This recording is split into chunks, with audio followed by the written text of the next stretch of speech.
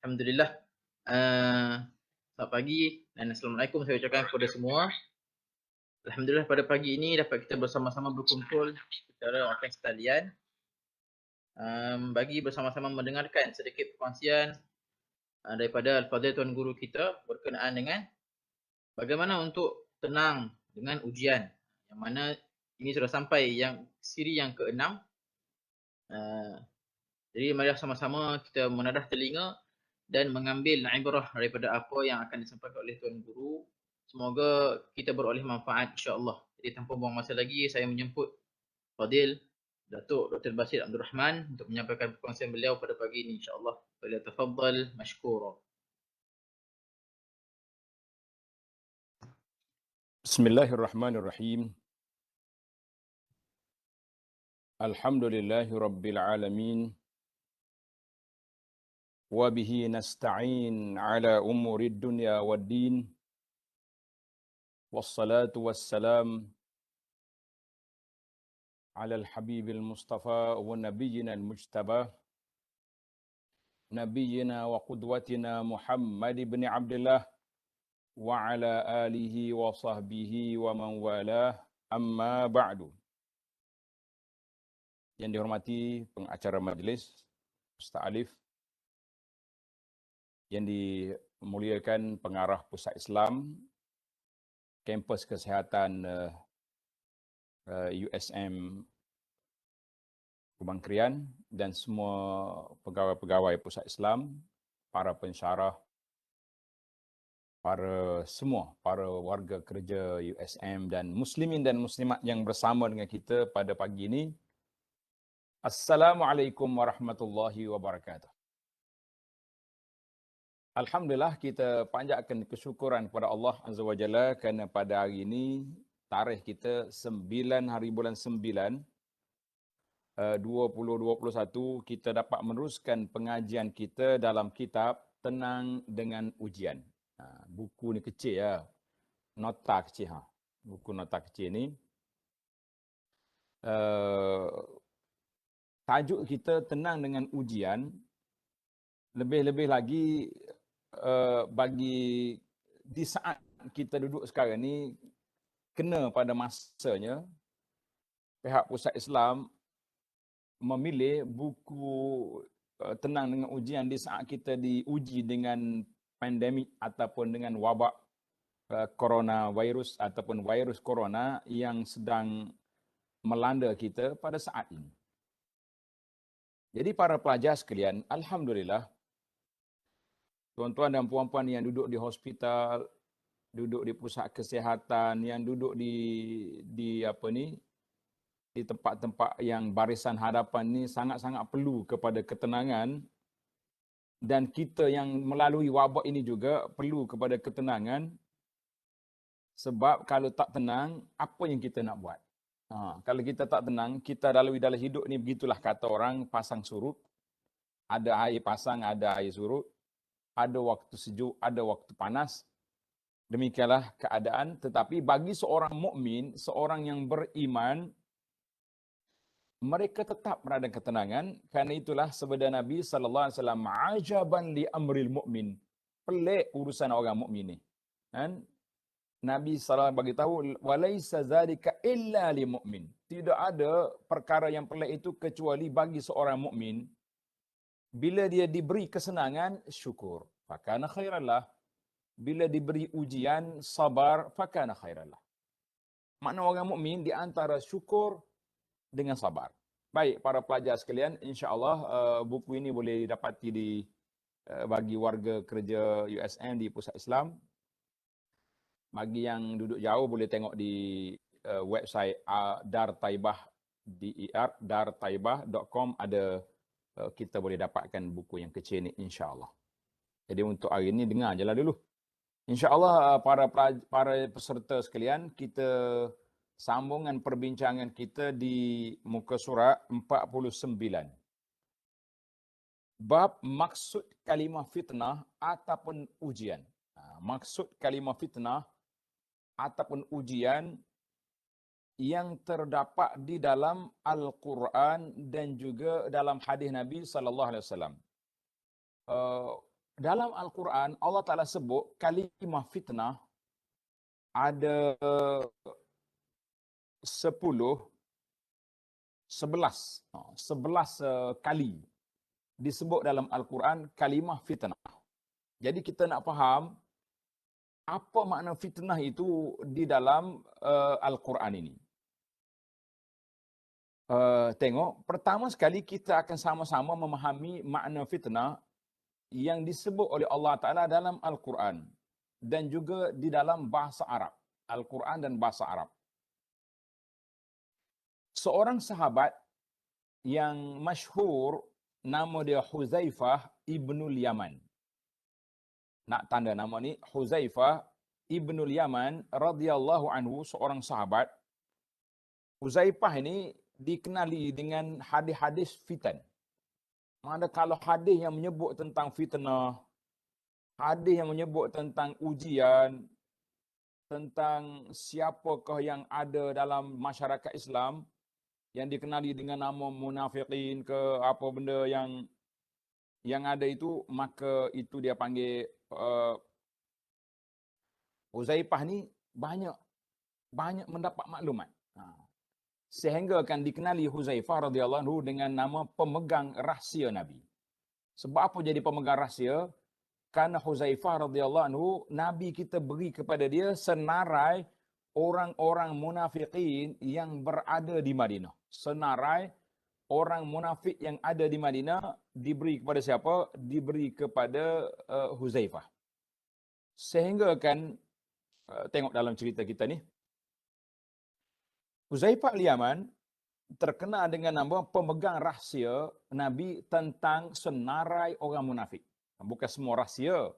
Rahsia nama-nama munafik yang berada di Madinah. Wal'iyazubillah, kita minta berlindung Allah Ta'ala daripada sifat yang buruk itu. Pada satu hari, Sayyidina Umar bin Khattab radhiyallahu anhu berkata, siapa di kalangan kamu yang hafal hadis Nabi sallallahu alaihi wasallam yang menceritakan tentang fitnah? Siapa di kalangan kamu yang menceritakan tentang fitnah itu siapa? Kata di Huzaifah, ana. Huzaifah memang dia hafal hadis-hadis tentang al-fitan. Maka dia kata, ana ya Khalifah, ya Umar. Huzaifah pun kata, fitnatur rajuli fi ahlihi wa malihi wa waladihi wa jarihi tukaffiruha as-salatu was-sawmu was-sadaqah. Fitnah ujian seorang lelaki melalui keluarga dia, hartanya, jirannya, ataupun anak-anaknya atau jirannya dapat dihapuskan melalui solatnya, puasanya dan sedekahnya. Maknanya kita ni banyak ujian. Tapi dengan kita solat, kita sedekah, artinya ujian tersebut boleh menjadi kafarah. Kafarah kepada kesalahan-kesalahan, kesilapan yang kita lakukan itu. Kata Sayyidina Umar, oh Huzaifah, saya bukan nak hadis ni, hadis tentang maksud ini. Yang saya naknya bertanya tentang fitnah yang datang seperti gelombang yang besar di lautan. Fitnah kalau dia datang, kamaujil jibal, seperti gelombang yang besar di lautan. Macam laut bergelora, kata orang. Musim tengkujuh kan. Jadi apa dia? Kata di Huzaifah, fitnah itu masih berada di dalam pintu yang berkunci. Fitnah itu belum lagi timbul ya Khalifah. Dia dalam pintu yang berkunci. Umar ni cerdik orangnya tuan-tuan. Dia tanya selalu. Dia tanya, apakah pintu itu akan dibuka atau dipecahkan? Masya Allah. Kita tengok Umar dia tanya, pintu ni akan dipecah atau dibuka? Mana kalau buka boleh tutup. Kalau dipecah, tak boleh tutup lagi. Jawab Huzaifah, bal yuksar. Allahu Akbar. Huzaifah kata, akan dipecahkan. Kata Sayyidina Umar radhiyallahu anhu, kalau begitu, apabila telah dipecahkan, pintu itu tidak akan tertutup lagi sehingga hari kiamat. La haula wala quwata illa billah. Maknanya bila dipecahkan tak tutup lagi sampai kiamat. Allahu akbar. Para pelajar sekalian, para jemaah sekalian, Al-Imam Nawawi rahimahullah taala seorang ulama hadis, ulama fiqh, ulama umat ini yang hebat, menjelaskan masalah ini dengan berkata, fitnah seorang laki-laki dalam keluarga dan hartanya adalah apabila seorang itu terlampau kasih.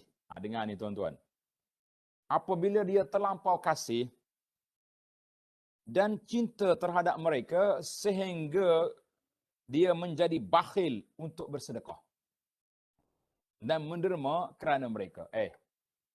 Cik, tuan, ni kita ada buat masjid, ada buat surau, ada buat pondok.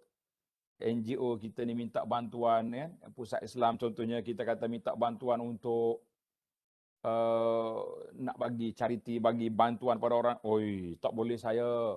Tak, duit yang saya ada ni untuk anak-anak, untuk. Jadi kita maknanya mereka telah menjadi penghalang sehingga bapak dia menjadi bakhil.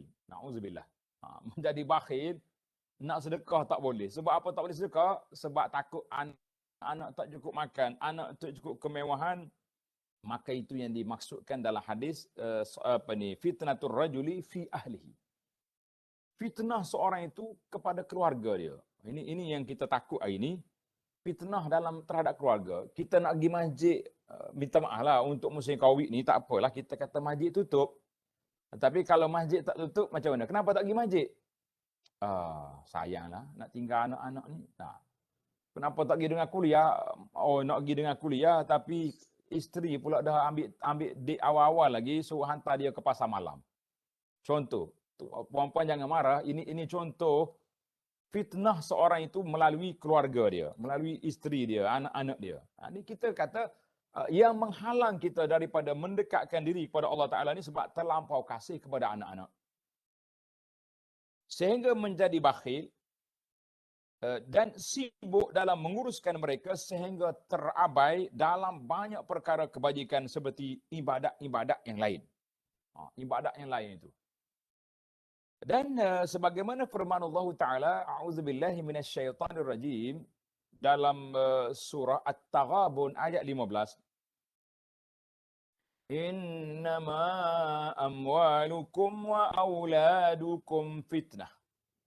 Wallahu indahu ajrun azim.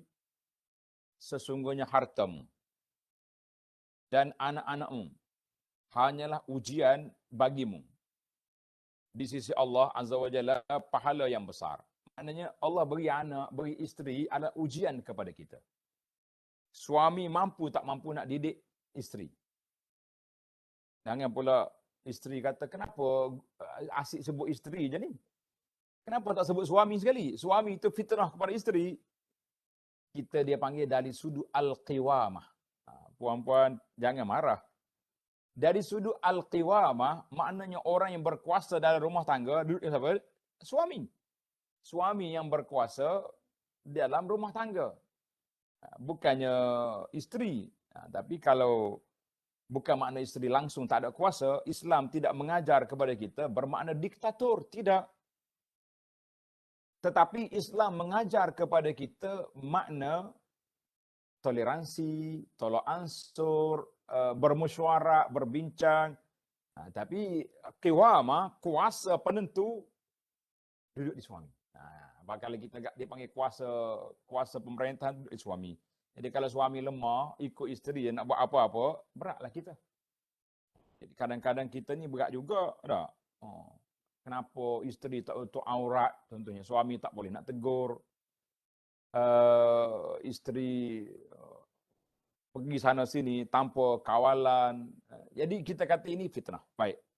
Anak-anak pun sama juga. Harta benda pun kita sama juga. Allah Ta'ala sebut fitnah. Tapi ingat, fitnah itu sebenarnya memberi ruang kepada kita untuk meraih pahala yang besar. Sebagaimana Allah Ta'ala sebut di akhir ayat ini. Wallahu indahu ajrun azim. Allah Ta'ala mempunyai pahala, balasan pahala yang besar. Jadi kita kata jangan tengok anak isteri, oh ujian, fitnah. Tapi kita tahu ini juga medan untuk kita meraih pahala yang besar. Siapa dia mampu mendidik isteri dia. Siapa boleh mendidik anak-anak dia. Sehingga kita mati, meninggalkan anak yang saleh. Tuan-tuan kena ingat, salah satu daripada 3 perkara yang Allah Ta'ala akan panjangkan kehidupan kita, pahala kita berterusan, apa dia? 3 perkara. Ingat tak? Iza matal insan, apabila mati seorang manusia, maka 3 perkara ini tak akan mati. Apa dia? Anak soleh yang mendoakan. Tengok. Anak fitnah kalau tak kena cara. Tak kena gaya, menjadi fitnah kepada kita. Tapi kalau kita jaga dia betul-betul, kalau kita didik dia baik-baik, maka anaklah aset yang besar yang akan memberi pulangan yang sangat besar kepada kita. Kita mati di dalam kubur, anak pagi, petang, siang, malam, Rabbighfirli wali walidaya. Rabbighfirli wali walidaya. Kenapa? Kita mati, tapi pahala berjalan, pahalanya tidak mati. Kita kata Masya Allah, Tabarakallah. Pahalanya tidak mati. Itu yang kita nak. Baik. Para pelajar sekalian. Para jemaah sekalian. Ayat ini dalam surah At-Taghabun. Dalam surah At-Taghabun. Harta sama juga. Sebab kita akan ditanya oleh Allah Azza wa Jalla, harta ambil di mana? Harta ambil di mana? Harta kita 2 kali, akan ditanya 2 kali. Yang pertama, min aina iktasabahu. Dari mana kamu sumber pendapatan kamu ambil? Yang kedua, aina, kemana kamu nafkahkan? Jadi 2 kali akan ditanya tentang harta. Baik, tengok huraian kitab. Ataupun dia sendiri seorang bapa atau ketua yang cuai. Ini yang kita bimbang ni. Kita bimbang bapa, suami yang cuai dalam melaksanakan tanggungjawab terhadap keluarga dan harta, sama ada dalam mengajar adab atau memberi pendidikan kepada mereka. Hal ini kerana dia sebagai ketua keluarga atau pemimpin yang bertanggungjawab terhadap mereka yang di bawah jagaannya. Begitu juga fitnah seorang laki-laki terhadap jiran tetangganya. Jadi kadang-kadang jiran kita ni baik, kita pula kacau dia. Buat bising lah, pergi bela hayawan-hayawan yang bau busuk. Kucing kita tapi tandah duduk di halaman rumah orang. Berat ya. Ataupun kita bela benda-benda hayawan yang berbau. Burung ke, apa saja yang mengganggu orang. Jangan. Mana semua fitnah ujian ini perlu pada muhasabah dan pembetulan diri sendiri, antaranya dosa yang diharapkan dapat dihapuskan dengan melakukan amal baik sebagaimana firman Allah Taala, innal hasanat yuzhibnas sayyiat zalika zikra lizakirin. Sesungguhnya perbuatan-perbuatan yang baik itu menghapuskan dosa perbuatan yang buruk. Perbuatan yang baik boleh menghapuskan perbuatan yang buruk. Itulah peringatan bagi orang-orang yang ingat kepada Allah Azza wa Jalla, surah Hud ayat 114. Baik, itu huraian kepada kata-kata Huzaifah yang meriwayatkan Nabi kita bersabda, fitnatur rajuli fi ahlihi wa malihi wa walidihi wa jarihi sadaq. Terhapus dengan kebaikan yang kita buat. Alhamdulillah. Cuma kata-kata Umar tadi tak habis lagi kan. Jadi di sini para ulama mengatakan yang menjadi benteng kepada fitnah itu siapa dia? Sayyidina Umar radhiyallahu anhu. Umar sendiri itu benteng kepada fitnah. Tapi benteng itu, pintu itu akan dipecahkan. Bila tuan-tuan kena ingat Sayyidina Umar bagaimana cara dia mati?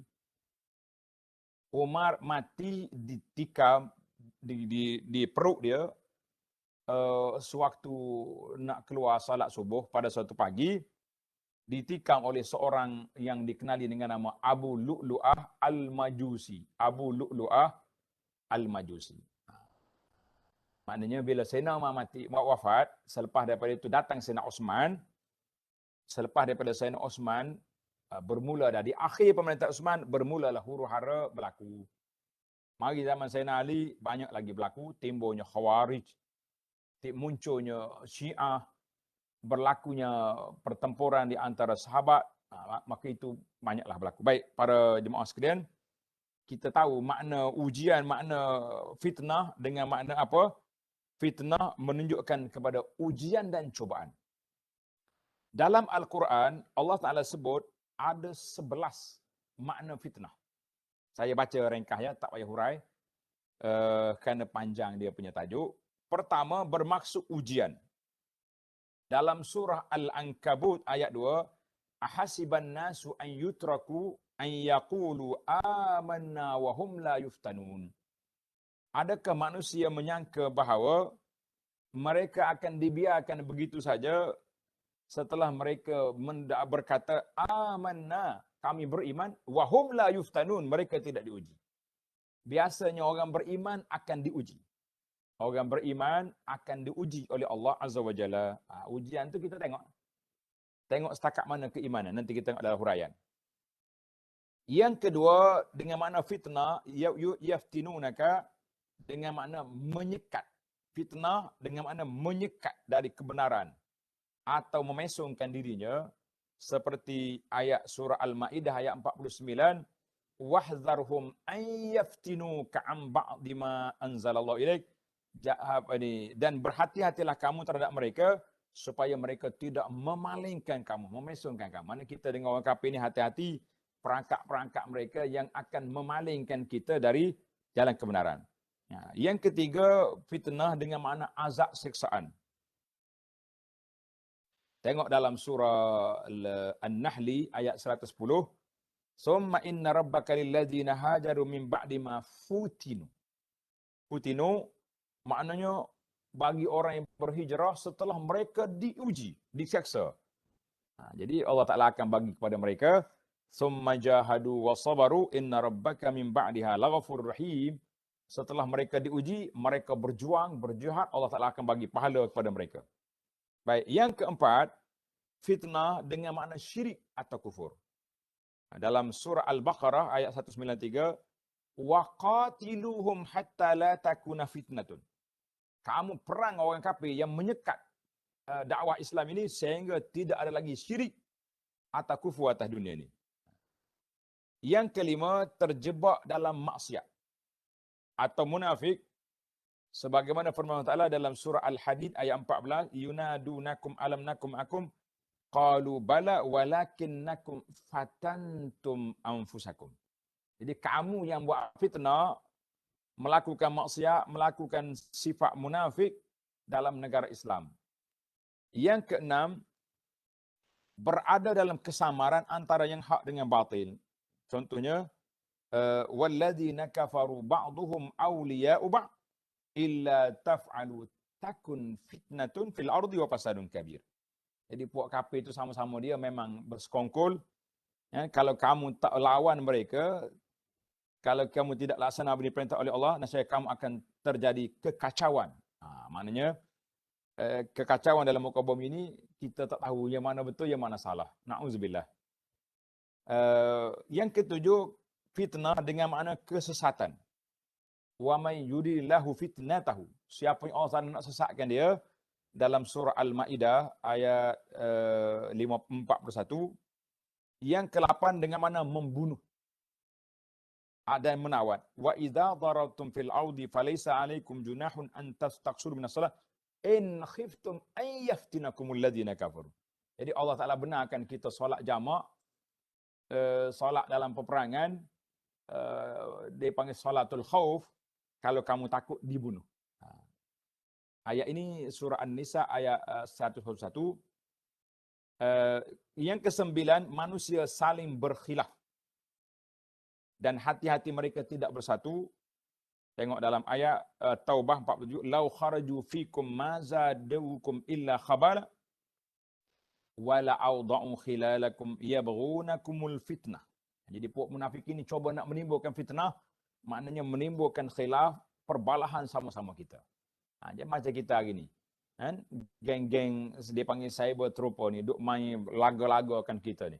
Hari ni buat berita ni, esok buat berita ni, buat berita ni. Kita mengatakan semua perbuatan-perbuatan permainan mereka itu adalah merupakan suatu perkara yang mengundang perbalahan sama-sama kita. Hati-hati tuan-tuan daripada perangkap-perangkap munafikin dan juga pemberita-pemberita yang memang nak batu api, yang nak melagakan orang. Yang ke-10 dengan makna gila. Ya bi'ayyikumul maftun. Siapakah antara kamu yang gila? Na'udzubillah. Jadi ayat surah Al-Qalam ayat 6. Yang ke-11 di makna fitnah dengan makna dibakar dengan api. Innal ladzina fatanul mu'minin. Ashabul ukhdud yang dibunuh, maknanya yang difitnah, artinya dibakar. Itulah di antara 11 lafaz fitnah dalam Al-Quran. Saya ringkas itu. Pelajar-pelajar kalau nak baca, panjang lagi lah. Kata Al-Imam Ibn Hajar, maksud yang dikehendaki dalam ayat-ayat Al-Quran boleh difahami dengan meneliti kepada susunan ayat dan cerita yang berkaitan dengannya. Jadi setiap cerita dia panggil dalam bahasa Arab, dia panggil siyaqul ayat. Maknanya daripada susunan ayat kita faham maksud fitnah sini dalam agama. Fitnah dalam kehidupan. Fitnah dengan makna kematian. Fitnah, jadi banyak makna fitnah yang tuan-tuan dan puan-puan boleh kita belajar di dalam ayat yang kita baca ini. Seorang ulama nama Ibnu Qayyim berkata, adapun fitnah yang Allah SWT sandarkan kepada diri sendiri ataupun yang Rasulullah SAW sandarkan kepadanya adalah sebagaimana firman Allah Taala, wa kadzalika fatanna. Na tu Allah Taala sandarkan kepada dia. Wa kadzalika fatanna ba'dhum bi ba'din. Dan demikianlah kami telah uji sebahagian mereka orang-orang kaya dengan sebahagian mereka orang miskin. Jadi maksud dianya sebagaimana kata-kata Nabi Musa dalam inna in hiya illa fitnatuka. Fitnah yang engkau berikan. Kata di para ulama tadabbur, semua ini itu adalah dengan maksud yang lain, iaitulah ujian dan cubaan daripada Allah kepada hamba-Nya, sama ada dengan kebaikan atau keburukan. Jadi ayat, contoh tanda ayat 53 surah Al-An'am, wa kadzalika fatanna, ayat 155 surah Al-A'raf, in hiya illa fitnatuka. Maknanya kalau fitnah disandarkan kepada Allah, Allah yang uji, maka itu kata di ulama tadabbur, maksudnya adalah cubaan, ujian daripada Allah kepada hamba-Nya dengan kebaikan atau keburukan, dengan nikmat atau musibah. Maka ini adalah salah satu kategorinya. Maka fitnah ke atas kaum musyrikin pula satu kategori lain. Fitnah orang mukmin melalui harta, anak-anak dan jiran juga satu kategori lain. Jadi kategori fitnah tu banyak. Begitu juga fitnah yang berlaku antara para sahabat seperti Sayyidina Ali dengan Muawiyah. Ali peperangan Jamal dan sesama muslimin sehingga berlaku peperangan antara mereka. Ini adalah satu bentuk fitnah yang lain pula. Demikianlah kita hari ini kita tengok fitnah sama-sama kita berbagai-bagai. Baik, sekarang ini saya nak pindah ke bab yang ke-6. Tuan-tuan tengok di bab yang ke-6 ni kita akan tengok dalam realiti kehidupan. Cuma sebelum pergi ke bab yang ke-6, sebagai ulasan kepada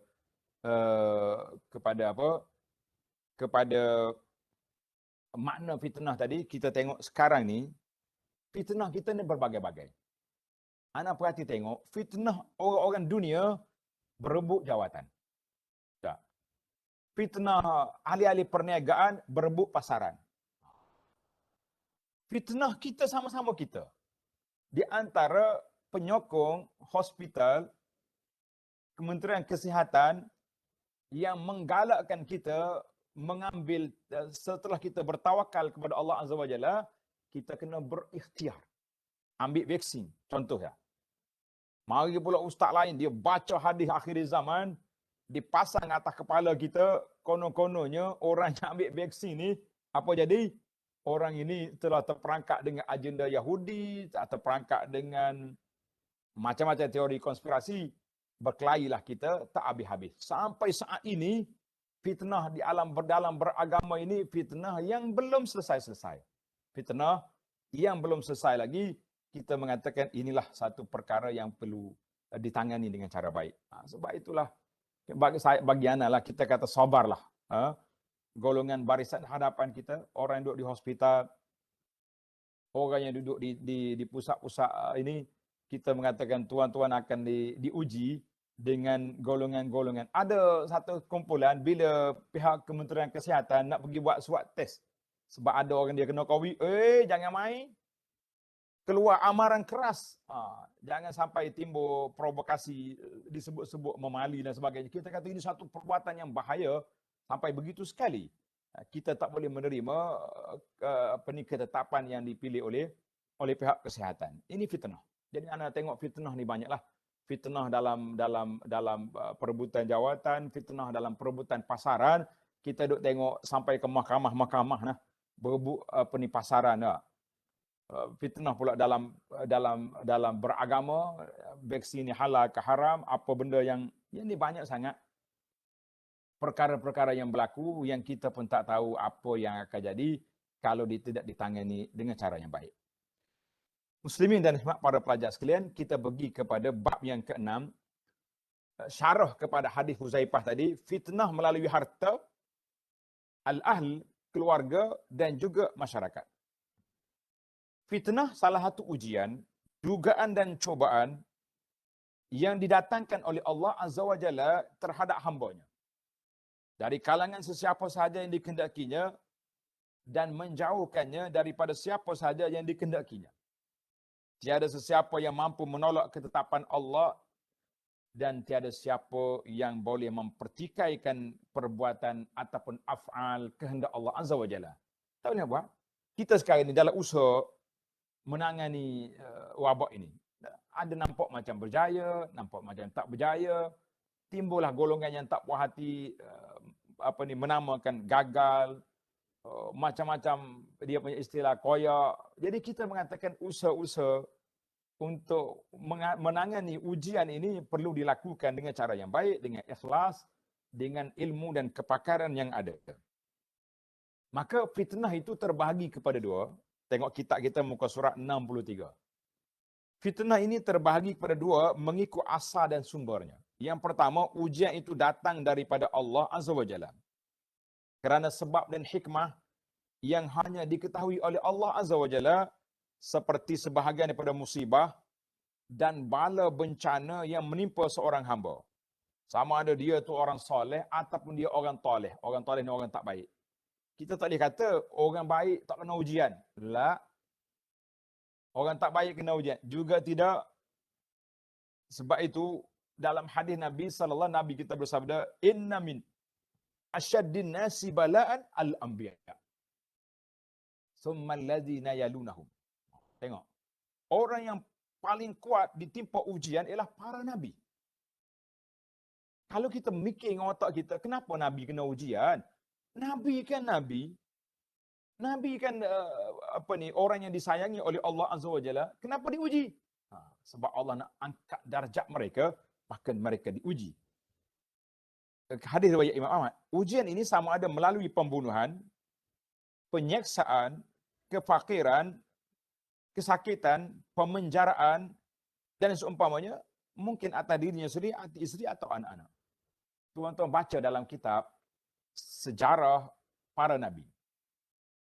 Semua ada. Nabi yang diuji dengan pembunuhan, ada nabi yang diuji, yang dibunuh kan. Nabi yang diuji dengan kesakitan, Ayub alaihissalam. Nabi yang diuji dengan pengusiran, Nabi kita sendiri sallallahu alaihi wasallam pasal berhijrah dia. Nabi yang dibakar, Nabi Ibrahim. Tak jadi ni bunyi suara tak terbit gambar apa tak? Semua kategori dilalui oleh para nabi alaihimus salatu wassalam. Semua kategori telah dilalui oleh para nabi alaihimus salatu wassalam. Maka mana kita tahu kategori yang pertama ujian itu daripada Allah Azza wa Jalla. Yang kedua, ujian terjadi kerana manusia itu sendiri. Manusia sendiri yang menjadikan dia teruji dengan perbuatan dia seperti pelakuan maksiat. Na'udzubillah. Jadi orang ni buat maksiat, bila dia buat maksiat, mana dia telah menguji diri dia. Melakukan dosa, pelanggaran syariat, dan perbuatan-perbuatan lain yang tidak baik dan tercela. Dari sudut jenis fitnah dan keseriusannya, ia terbagi pada dua pula. Tadi kita kata fitnah itu sama ada melalui, tak, orang ni tak ada, orang baik-baik, tak ada maksiat, tak ada apa, tapi Tuhan nak uji dia. Berlaku. Yang kedua, ujian itu mari daripada diri sendiri. Buat maksiat, buat fitnah, pergi ambil rasuah, pergi pecah amanah sehingga dia terpaksa dipenjarakan, dibawa ke mahkamah dan sebagainya. Itu dia panggil hasil kerja dia sendiri yang mencari penyakit. Orang bagi jawatan baik-baik, kenapa kamu pergi pecah amanah, kenapa pergi ambil rasuah? Dan orang suruh dia berniaga, dia pergi ambil riba. Ini juga satu perbuatan yang tidak baik yang menyusahkan hidup dia di akhir nanti. Baik. Itu kategori yang pertama. Kemudian kita berpindah kepada dari sudut jenis fitnah. Dan seriusnya, ia terbagi pada dua bahagian berikut. Sama ada besar atau kecil. Sama ada khas atau umum. Adapun ujian kecil yang khas seperti ujian seorang laki-laki dalam harta dia. Ini khas. Mana harta kita ambil di mana? Kita nak bawa ke mana? Itu apa ni, daripada mana nak bawa ke mana? Itu ujian kita kan. Isteri dia tutup aurat ke, dengan kata ke, solat, anak-anak macam mana? Semua tu ujian. Jirannya, kaum kerabatnya atau orang yang dengki kepada dia. Nauzubillah. Semua ni ujian. Ada kalanya sebab terjadi ujian khas kerana faktor kesusahan, susah, fakir. Macam hari ni sampai peringkat dikatakan orang terpaksa mencari makan, paksa kena angkat bendera. Bendera putih, contohlah ni. Kesusahan terlalu mewah, juga susah juga. Terlalu kaya ni pun. Kan, hari-hari duk post dia makan sedap, hari-hari dia post dia di apa ni, di media sosial, medsos ni, dengan dia beli kereta baru lah, apa. Orang lain sibuk tak ada makanan, kita duk post kita makan sedap. Ujian. Sihat atau sakit, ujian, kuat atau lemah dan sebagainya, maka fitnah yang menimpa seorang kerana sebab-sebab ini amat banyak. Tidak mungkin untuk menghitung dan mengira semuanya secara terperinci, tak mungkin. Kita mengatakan para jemaah sekalian, setiap orang ada ujian yang tersendiri. Kalau saya nak minta tuan-tuan dan puan-puan, saya sendiri menyenaraikan ujian, saya rasa satu buku tebal memang tak muat. Orang ni, masalah ni. Baik. Kita letak satu ya kategori. Kategori kita dengan anak-anak. Kategori kita dengan anak-anak. Kan? Jadi orang ni ada anak. Baik anak. Oh, Masya Allah. Tak berjalan. Diam kat rumah je. Tapi solatnya tidak. Ujian. Ada orang solatnya kuat. Tapi makan pula banyak. Tak mahu buat kerja. Ujian. Ada anak baik dengan ibu bapa dengan kata sopan santun dia, tapi dengan Allah pula tak baik. Keluar rumah tak mau tutup aurat, pergi sana sini berkawan dengan entah siapa. Maknanya kita kata ujian itu tak boleh nak senaraikan satu. Kita kata ujian dalam harta berbagai dia punya kategori. Ujian dengan anak keluarga banyak pula kategori. Sebab itu, setiap orang diminta berdoa bukan sekadar membaca doa. Kita diminta berdoa bukan sekadar membaca doa. Kalau baca doa, tak cukup.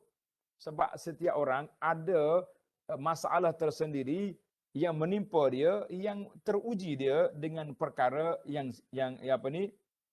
yang tersebut. Allahu Akbar. Tetapi, dalam kitab ini kita kata, tetapi, adalah mungkin untuk diberi perhatian dan menyebut beberapa isu yang biasa tersebar dan besar mudaratnya untuk dijadikan asas panduan. Bolehlah. Allah SWT telah menerangkan bahawa harta dan anak-anak itu adalah ujian dan fitnah. Tadi dalam ayat yang kita baca tadi. Ayat surah Al-Anfal 28 tadi. Wa'lamu annama amwalukum wa auladukum fitnatun wa annallaha indahu ajrun azim. Maknanya harta benda, anak pinak, semuanya menjadi ujian, tetapi Allah Ta'ala sediakan untuk kita pahala kalau kita dapat menanganinya dengan cara yang baik. Sabar kita, insya-Allah. Berbeza keadaannya dan kadar bahayanya berbeza-beza. Ada orang diuji orang panggil nipis je ujian dia. Tapi ada orang yang paling besar ujian, tuan-tuan tanda, ujian yang paling berat, yang paling besar, yang kita kena hadapi, iaitulah ujian di dalam agama. Kita hari ni rasa macam ujian besar ni kalau bab dunia. Ni berat kita. Ada orang boleh menangis sebab anak dia tak dapat A banyak. Allah.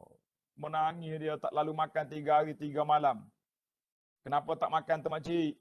Anak saya habis duit ribu-ribu atas tuition lah, atas tu atas ni. Tapi tak jadi juga. Tak dapat juga skor tinggi-tinggi. Menangis dia.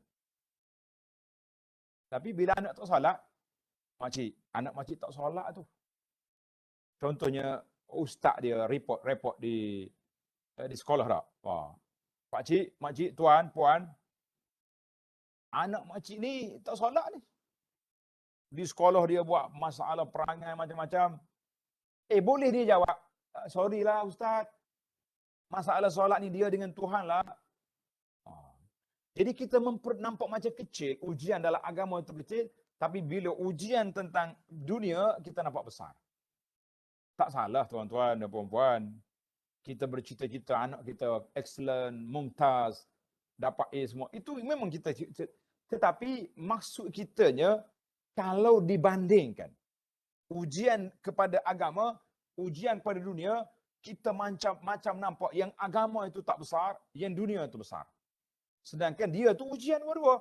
Kita mesti menanganinya dengan cara yang baik. Tak boleh kita kata, tak apalah, dunia itu kecil itu. Lah, kita mengatakan bahawa dunia dengan akhirat mesti seimbang.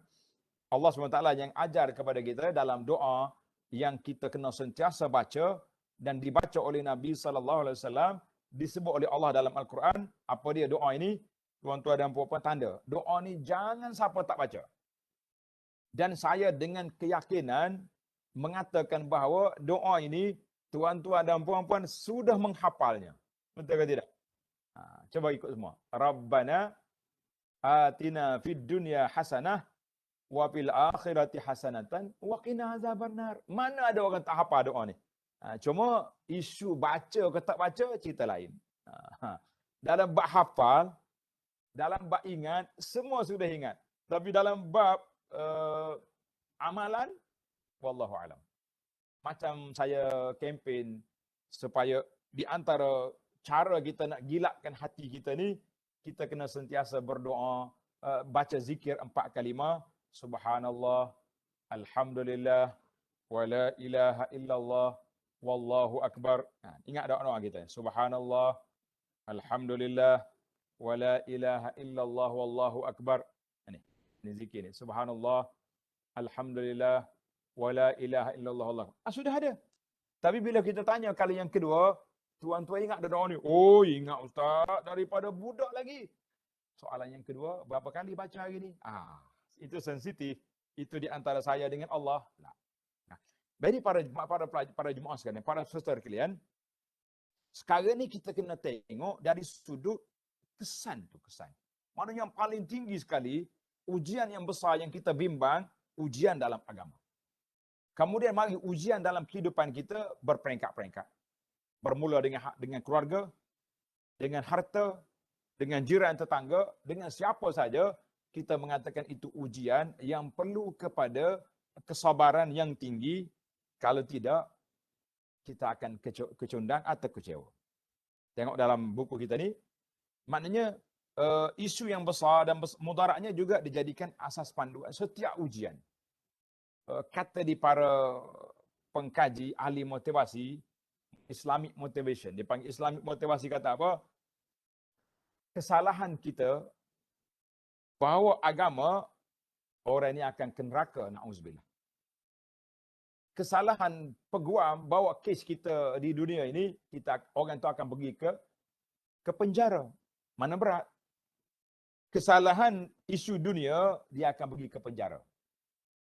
Kesalahan akhirat akan pergi ke neraka. Sebab itulah bila kita banding, berat. Tapi bila kita banding di antara sama-sama ujian, semuanya besar. Ada dalam harta, ada dalam perkara-perkara yang lain. Maka Allah Subhanahu Wa Taala telah menerangkan dalam ayat kita tadi, berbeza keadaannya dan kadar bahayanya. Al-Quran juga telah menyebut permusuhan dan perseteruan antara pasangan suami isteri. Suami dengan isteri ini biasalah kan. Waktu dia manis, semuanya yang lain. Waktu tak manis, mu aku. Bahasa tu bahasa ni. Kita nak kata apa? Itu dah satu ujian. Tapi ujian tu ditangani dengan cara baik, dengan tenang-tenang. Dan Al-Quran juga menyebut kadar permusuhan dan perseteruan antara kawan-kawan, sahabat. Al-akhillau yawma izin ba'duhum li ba'din adu. Kawan-kawan rapat atas dunia ni, di akhirat esok berkelahi dia. Mu sesakkan aku. Kamu yang ajak aku. Kamu yang goda aku. Orang Kelantan kata, mu kecik aku. Jadi semua perbalahan akan berlaku. Rakan kongsi, teman-teman, sama ada laki-laki atau wanita, semuanya akan melalui ujian. Jadi para jemaah, ayat yang saya baca tadi, ayat suratul Anfal 28, satu lagi ayat sebagai penutup, tanda surah At-Taghabun, ayat 14 hingga 15. Ya ayyuhallazina amanu, wahai orang yang beriman, inna min azwajikum wa auladikum aduwwan lakum fahdharuhum. Allah sebut, tengok ni. Sesungguhnya antara isteri-isteri, ada isteri yang baik, ada isteri yang nakal, dan anak-anakmu sama juga. Anak ada yang baik, ada anak yang baik, yang jujur, ada anak yang nakal. Ada yang menjadi musuh bagimu. Nauzubillah. Ini kita kata, orang kata musuh dalam selimut kan. Musuh dalam selimut ni lah, dia musuh dalam selimut ni. Apa ni, isteri sendiri musuh dalam selimut duduk sekali. Anak-anak musuh dalam rumah, nak kata apa? Maka berhati-hatilah kamu, Allah Ta'ala sebut fahzaruhum, hati-hati. Tetapi sebagai seorang bapa, sebagai seorang suami, wa in ta'fu wa tasfahu wa taghfiru fa innallaha ghafurur rahim. Sesungguhnya, dan jika kamu memaafkan dan tidak memarahi serta mengampuni mereka. Maaf ni maknanya bila orang salah kita maaf. Tidak marahnya melampau-lampau. Marah kena marah, mana boleh tak marah. Dan maka sesungguhnya Allah Maha Pengampun lagi Maha Penyayang. Innama amwalukum wa auladukum fitnah wallahu indahu ajrun azim. Ayat yang telah kita sebut tadi.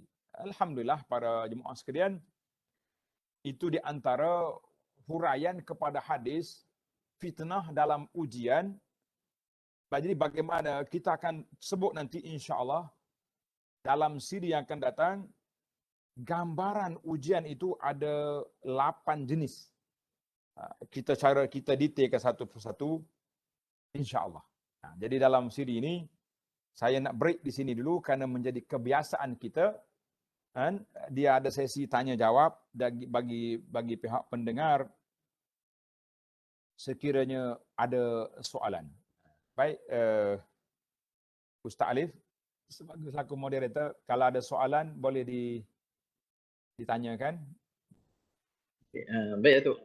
Kita ada 2 soalan di sini. Setakat ni lah. Jadi mungkin ada pertambahan. Yang pertamanya, Assalamualaikum. Bagaimana nak hilangkan rasa terlampau takut, lagi-lagi musim sekarang ni, musim COVID yang mana sinonim lah dengan kematian lah. Macam mana nak hilangkan rasa tu, Datuk? Kita ni takut kena COVID, takut ditidurkan dan takut mati kemudian tu, macam mana tu nak buat?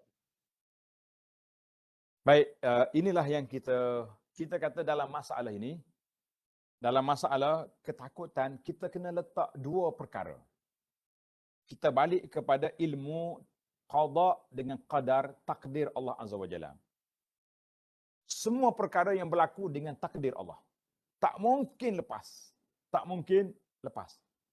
Sehingga doktor yang menjaga SOP yang begitu ketat, doktor pun kena juga COVID.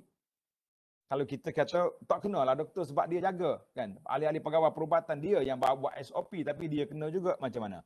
Nah, Maka di sini kita kena letak pergantungan kita kepada Allah Azza wa Jalla. Yang pertama, Nabi mengajarkan kepada kita ittikhazul asbab.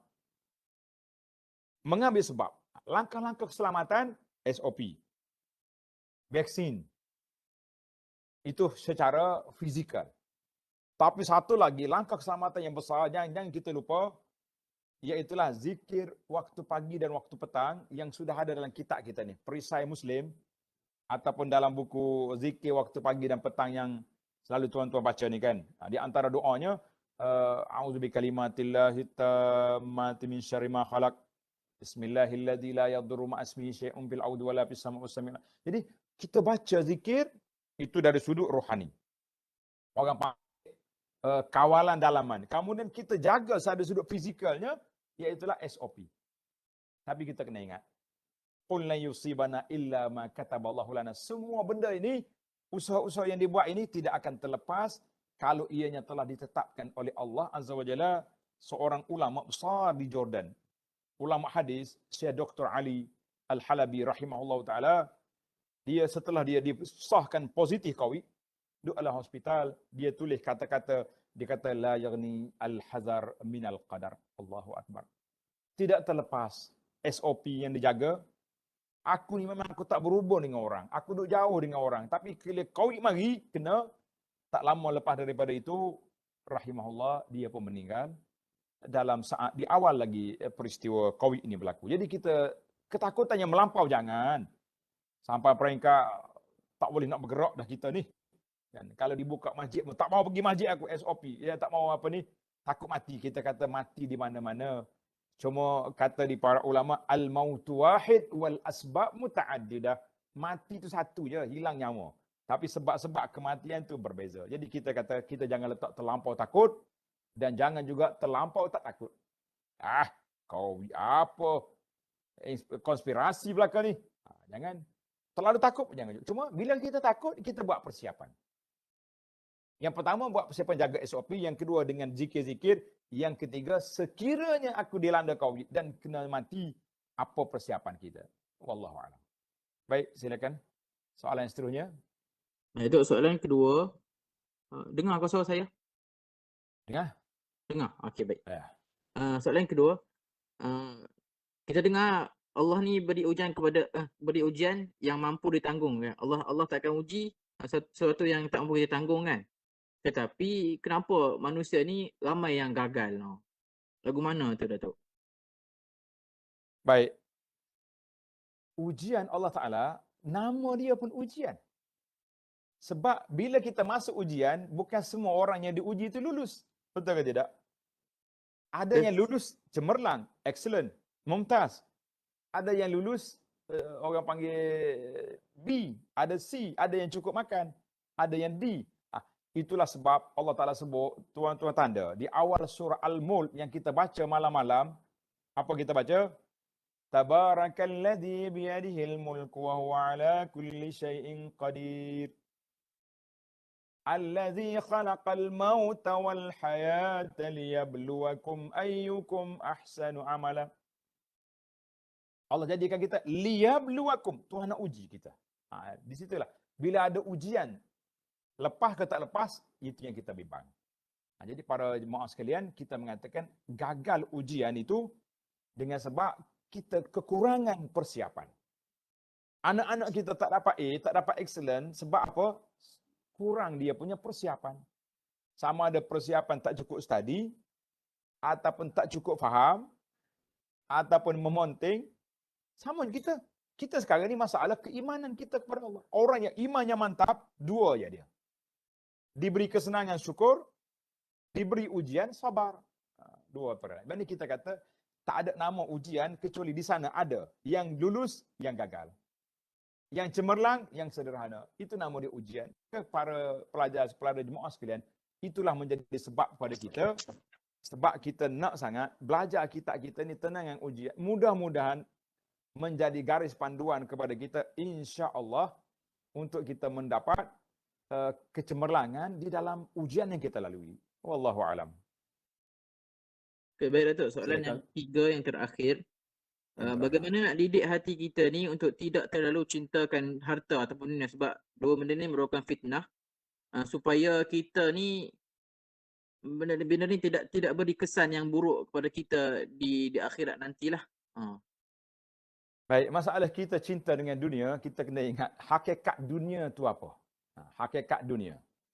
Ulama kata ad-dunya mazra'atun lil akhirah. Dunia ini sebagai tempat, medan, ladang untuk kita buat bekalan ke akhirat. Jadi kalau kita takkanlah kita nak berbekal seumur hidup. Kita akan berjalan. Apa makcik tu? Pakcik buat apa tu? Dia siap beg. Hari-hari duk siap beg je. Tak ada benda lain. Habis bila nak berjalannya, beg dulu. Mana boleh. Kita kata kita dengan dunia dua je. Tanda ni para jemaah. Tanda sahabat pasal. Kita dengan dunia hanya dua perkara. Sama ada dunia tinggal kita atau kita tinggal dunia. Apa maksud? Kalau kita ada barang, tiba-tiba barang kita rusak. Na'udzubillah lah, dicuri oleh orang. Maka kita mengatakan dunia tinggal kita. Pergi dah dia. Ataupun kita kumpul, siap tempat, molek-molek. Kita pula mati. Kita meninggalkan dunia. Orang yang cerdik, sebagaimana kata Nabi SAW, orang yang cerdik, orang yang boleh menjadikan hartanya milik dia. Bagaimana nak jadi harta milik kita? Ada infak fisabilillah, supaya kita tidak bakhil, kita tidak takut nak mengeluarkan harta fisabilillah, sebab kita tahu kalau kita simpan, harta akan jadi hak orang. Hak anak kita, hak isteri, hak penerima pusaka. Belum tentu mereka akan bagi pada kita harta tu. Habis, bagaimana nak jadikan harta kita milik kita? Kita gunakan harta, kita infak fisabilillah, maka harta itu menjadi kita. Di situlah akan hilang terhakisnya sifat cinta akan dunia. Sebab kalau kita cinta dunia, sama ada dunia pergi dulu, ataupun kita yang meninggalkan dunia. Jadi, dalam kitab yang saya syarah, nama dia Penawar Bagi Hati.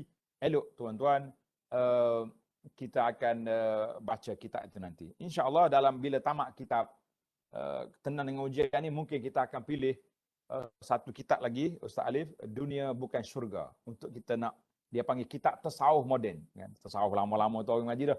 Tasawuf moden ni menarik. Nama dia Dunia Bukan Syurga. Maknanya, dunia ni tempat berjalan nak pergi ke syurga. Kalau salah pilih, na'udzubillah, dunia lorong ke neraka, na'udzubillah. Itu bukan yang kita minta. Baiklah.